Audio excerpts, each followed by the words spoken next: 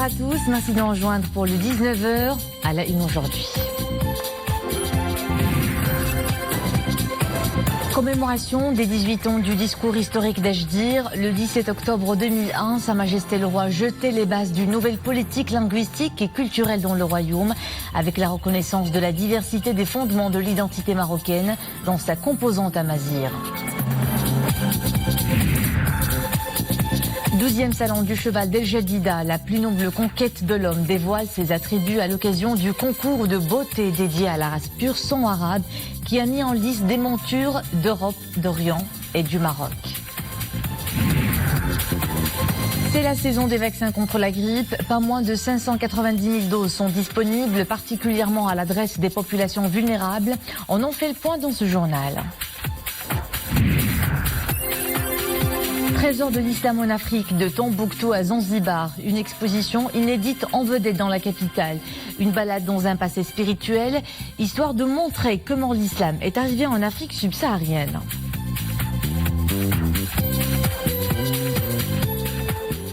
C'est en lettres d'or que l'histoire a inscrit le discours prononcé par Sa Majesté le Roi Mohammed VI le 17 octobre 2001 à Achdir dans la province de Khnifra. Ce discours a jeté les bases d'un Maroc aux composantes et affluents multiples. Il a permis à l'État de mettre en œuvre une politique visionnaire visant à promouvoir et consolider la culture amazigh dans ses expressions multiples.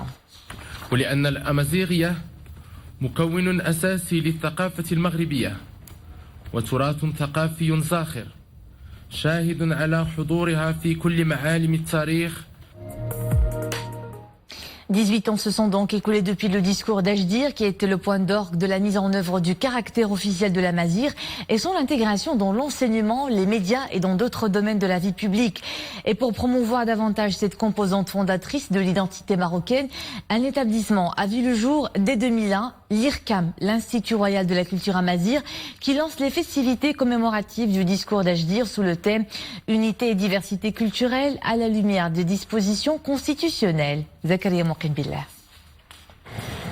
L'Institut Royal de la Culture Amazigh, un institut qui œuvre à promouvoir et sauvegarder la langue et la culture amazigh dans sa pluralité et sa diversité. À son actif, plusieurs réalisations dans les domaines de la recherche scientifique, de l'éducation et de la formation et de l'application des technologies modernes. Cette année, l'IRCAM célèbre l'anniversaire du discours royal d'Achdir avec un riche programme de festivités.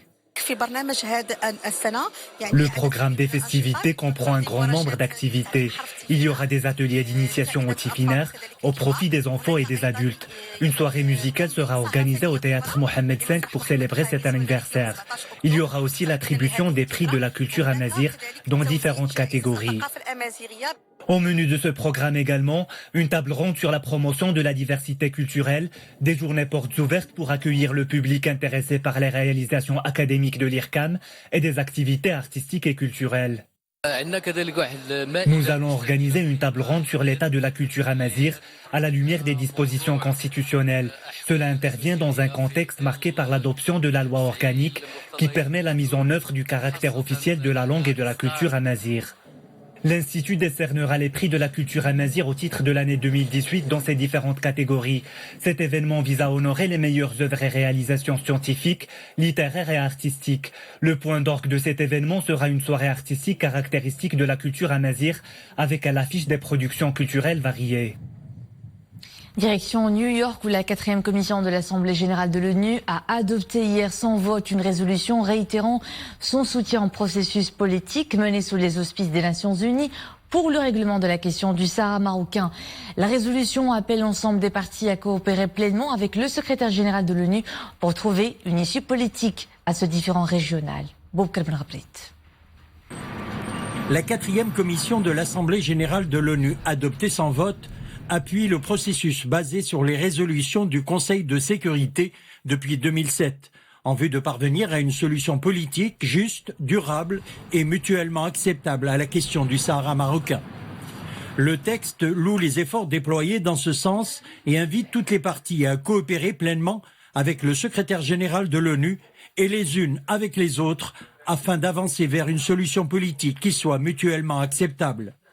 La Commission s'est également félicitée que les partis se soient engagés à continuer de faire preuve de volonté politique et de travailler dans une atmosphère propice au dialogue afin d'entrer de bonne foi et sans conditions préalables dans une phase de négociation plus intensive en prenant note des efforts consentis et des faits nouveaux survenus depuis 2006, assurant ainsi l'application des résolutions du Conseil de sécurité.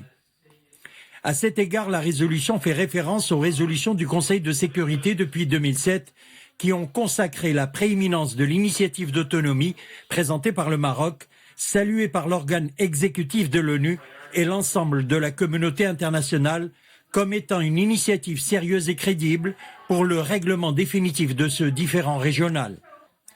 Le texte soutient également les recommandations des résolutions 2440 et 2468 adoptées respectivement en octobre 2018 et avril 2019 par le Conseil de sécurité qui appelle à faire des progrès dans la recherche d'une solution politique réaliste, pragmatique, durable et basée sur le compromis.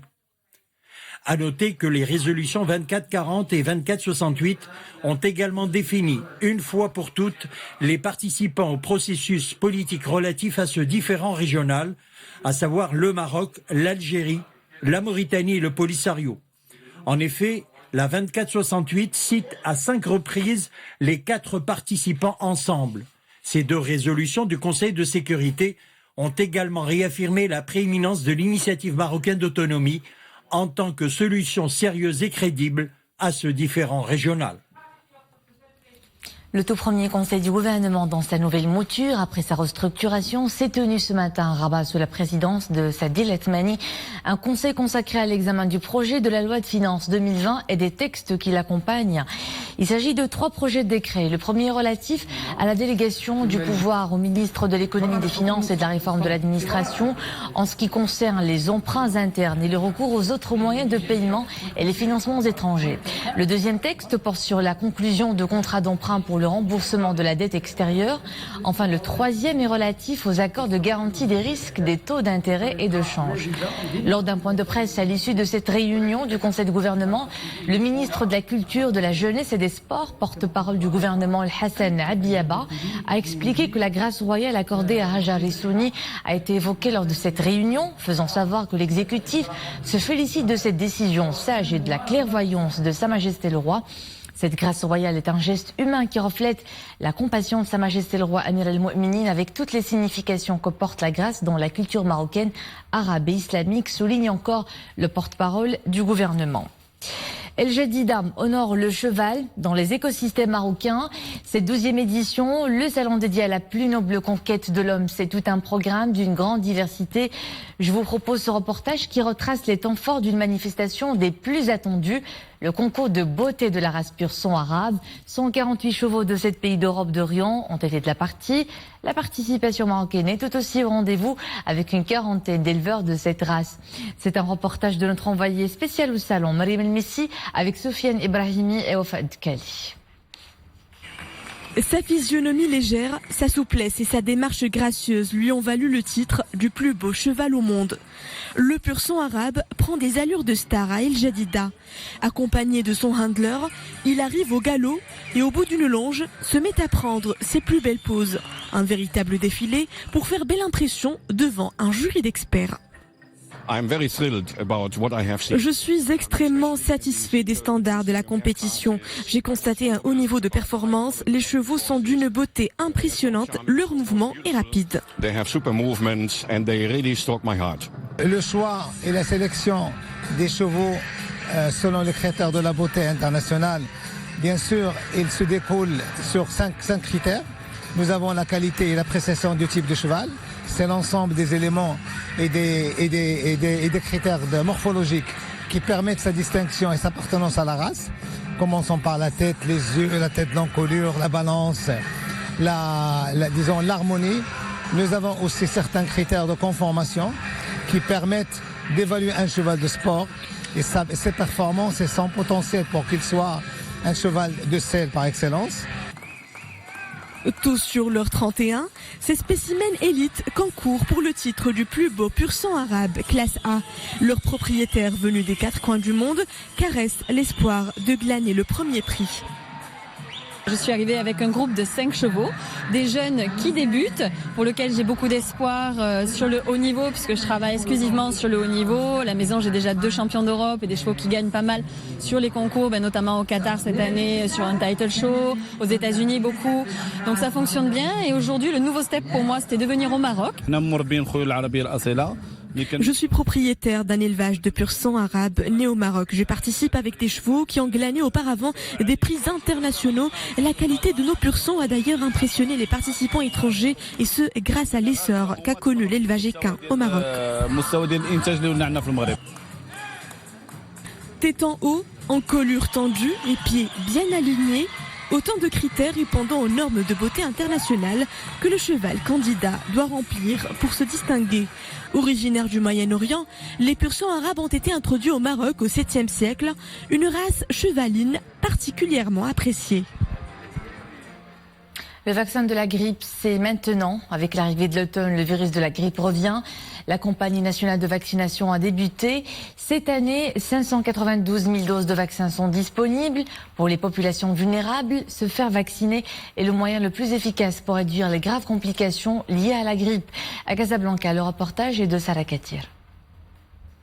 Début de la campagne de vaccination contre la grippe saisonnière, une maladie infectieuse et contagieuse provoquée par le virus influenza et qui peut être mortelle, notamment chez les personnes fragilisées par l'âge ou la maladie. Avec le changement du climat, il est important de se faire vacciner pour éviter une grippe saisonnière féroce.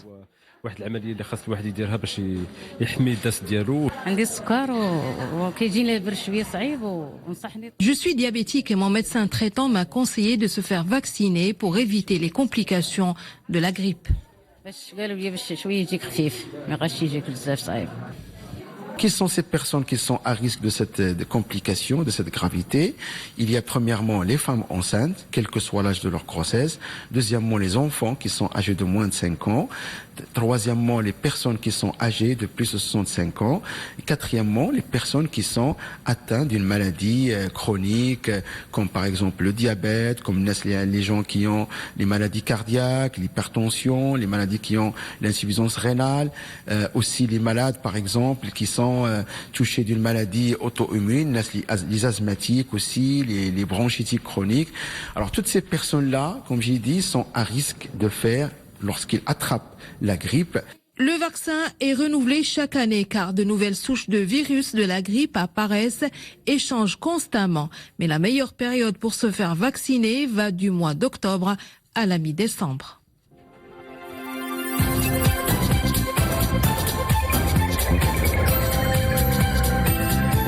Faisons un coup d'œil sur ce qui fait la une à l'international. 35 ressortissants étrangers ont été tués et 4 autres blessés dans la collision entre un autocar et un engin de chantier hier soir à Médine, dans l'ouest de l'Arabie Saoudite.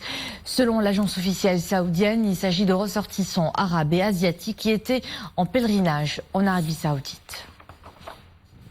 Le vice-président américain Mike Pence et le secrétaire d'État Mike Pompeo en mission délicate à Ankara. Les 2 émissaires du président Donald Trump se sont entretenus avec le président turc Recep Tayyip Erdogan pour essayer d'obtenir l'arrêt de l'offensive turque dans le nord-est de la Syrie, où l'armée turque tente de prendre une 2e ville frontalière aux forces kurdes. Erdogan exige que les forces kurdes désarment et s'éloignent de la frontière turque, seule condition selon lui pour une trêve. Nous en avons un, il s'agit d'un accord équitable et équilibré. C'est en ces termes que le président de la Commission européenne Jean-Claude Juncker s'est exprimé après avoir trouvé un accord au sujet du Brexit. Les pourparlers entre Londres et Bruxelles se sont concentrés sur plusieurs questions sensibles. À leur tête, la manière d'éviter le retour d'une frontière entre l'Irlande, membre de l'UE, et l'Irlande du Nord, partie du Royaume-Uni, afin de préserver la paix sur l'île tout en permettant des contrôles douaniers. La terre a tremblé aux Philippines. Un séisme de magnitude 6,4 a frappé hier l'île de Mindanao dans le sud. Bilan 5 morts et des dizaines de blessés. Le séisme a détruit des dizaines de maisons. Les services locaux de sismologie qui ont exclu le risque d'un tsunami ont enregistré plus de 300 répliques depuis hier soir.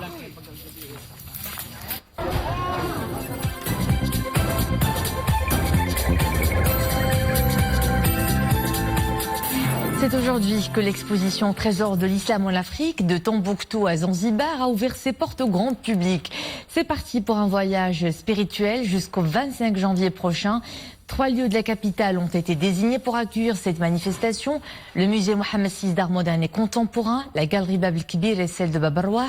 À l'affiche, 250 œuvres qui parcourent 13 siècles d'histoire.